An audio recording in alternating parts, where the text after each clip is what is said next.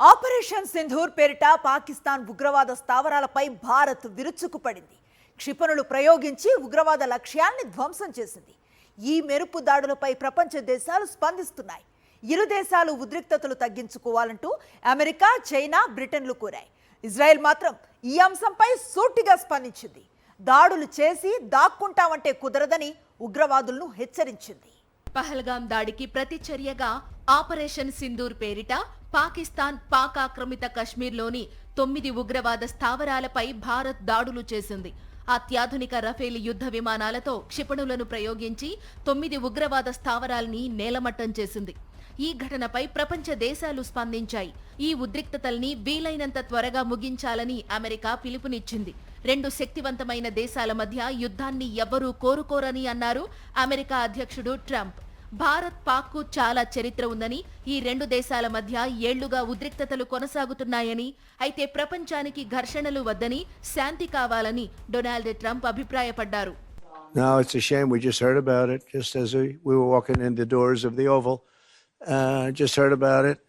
I guess people knew something was going to happen based on a little bit of the past. They've been fighting for a long time. You know, they've been fighting for many, many decades and centuries, actually, if you really think about it.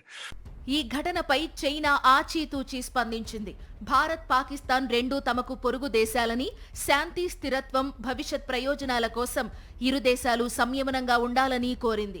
పరిస్థితిని మరింత ఇరకాటంలో పడేసేలా భారత్, పాకిస్తాన్ వ్యవహరించొద్దని కోరింది. ఇక operation సింధూర్పై Israel సూటిగా స్పందించింది. తన ఆత్మరక్షణ కోసం భారత్ దాడి చేసిందని, అమాయకులపై దాడి చేసి దాక్కోవడం కుదరదనే విషయాన్ని ఉగ్రవాదులు తెలుసుకోవాలని పేర్కొంది. ఈ అంశంలో భారత్కు తమ సంపూర్ణ మద్దతు ఉంటుందని తెలిపింది. సైనిక ఘర్షణ పెరగడం పట్ల తీవ్ర ఆందోళన వ్యక్తం చేస్తున్నామంటూ రష్యా విదేశాంగ శాఖ ప్రకటన విడుదల చేసింది. పరిస్థితి మరింత దిగజారకుండా 2 దేశాలు సంయమనం పాటించాలని కోరింది. శాంతియుత దౌత్య మార్గాల ద్వారా వివాదాల్ని పరిష్కరించుకోవాలని సూచించింది. దాదాపు ఇదే అభిప్రాయాన్ని ఫ్రాన్స్, టర్కీ కూడా వెలిబుచ్చాయి. బ్రిటన్ మాత్రం ఈ అంశంపై ఆచితూచి స్పందించింది.